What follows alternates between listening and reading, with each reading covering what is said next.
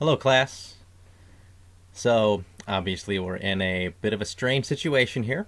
I'm sure you are doing the best you can to acclimate yourself to the situation, to the circumstances we find ourselves in. And not just in my own course, but in various other courses you might be taking, and in your daily lives outside OU. So, we're going to do our best to figure this out.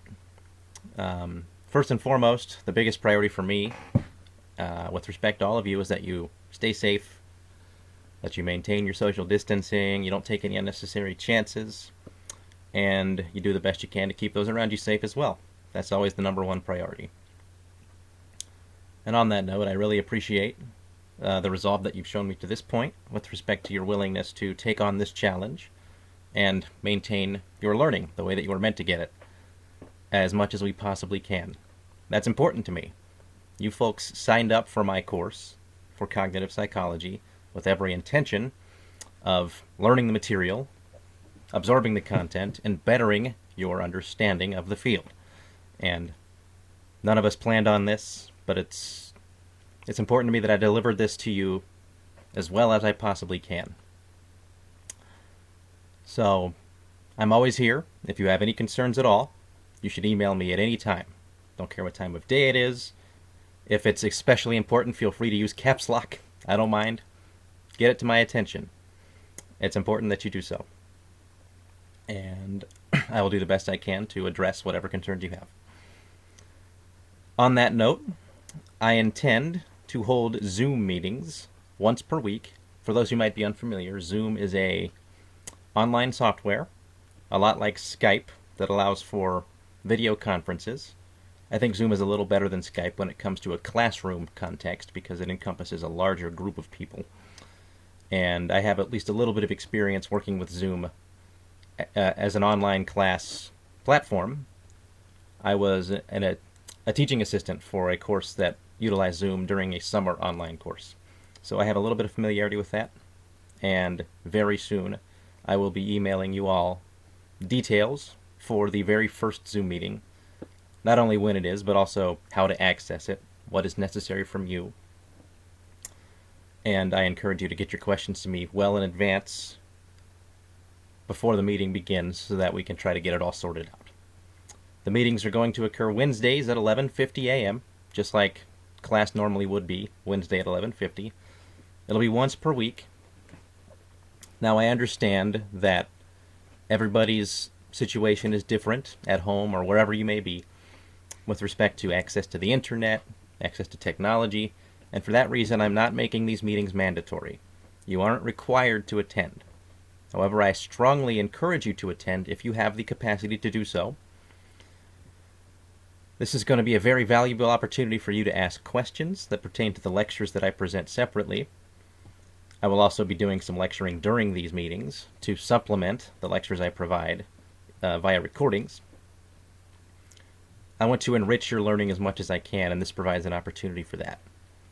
And if for any reason you don't think you're going to be able to attend the Zoom meetings, please ensure that you get with your classmates and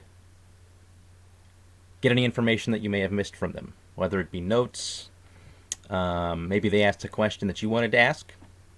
Do the best you can to communicate that. And if necessary, you can always email me as well. I'm happy to answer any questions you have with respect to the meetings if you weren't able to attend. What else? In-class exercises.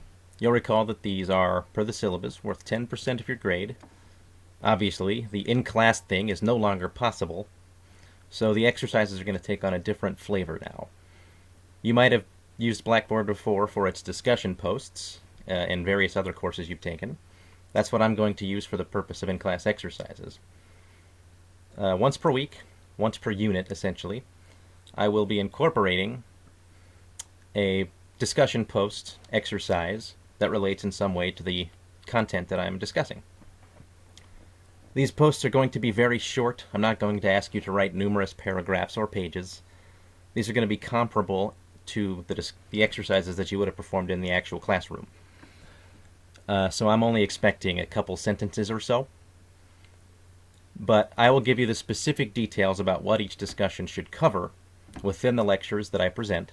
So it's going to be necessary that you listen to those lectures and follow along to get that information, but I will also clarify and double up that explanation in text in the actual discussion post area. And I intend to create another video separate from this one where I give distinct directions about how to access the discussion posts and how to go about that entire process. Likewise, if there are any points where you have questions about that, please get them to me. Homework assignments. We can't do physical copies anymore. Same problem. I'm going to be creating upload portals on Blackboard for each of the assignments that we haven't covered yet. And I'll provide you with notice once I've done so. And all you need to do is simply upload your papers to Blackboard, and I will grade them there. The grading process will be the same as it always was. 0, 0.5, and 1. And the homework prompts are the same, so simply refer to your syllabus. And again, if you need access to the syllabus electronically, it is still on the Blackboard page. Changes to the syllabus. We've obviously lost a week of course work given the extension of spring break. It was 2 weeks instead of 1, and for that reason I'm going to have to make at least a slight adjustment to our syllabus. You'll note that I believe the third last unit we were going to cover was problem solving. I'm going to eliminate that from the schedule. We simply won't do it. It's unfortunate. I do believe the content of that section is interesting and important. However, I have to make the selection, and I think that one is the most pertinent to move on from. That means we will still be covering language, reasoning, decision-making, and the extensions at the end. Likewise, the exams will reflect this change. Problem solving would have been on the final exam. Now it won't be. I will simply just adapt the final exam so that it does not feature any problem solving questions or material. That relates to exams. Clearly we can't do those in person either. I will be uploading exam questions onto Blackboard. At least that's my plan. I'm going to have to tinker around with that and make sure that it works as well as I want it to, and that it is appropriate. If for any reason I have to change that approach, I will certainly let you know well in advance. But expect it to take place on Blackboard. I believe that covers the basic updates. So once again, if you have any questions about anything I've said today, please send me an email, and I'm happy to answer them. I understand that this is a difficult situation for all of us. This is new waters. I've never had to deal with this before, and I know that you haven't either. So we'll figure it out together. I'm optimistic. You've been a great class to this point, and I really feel like we're going to be okay. So thank you for your efforts.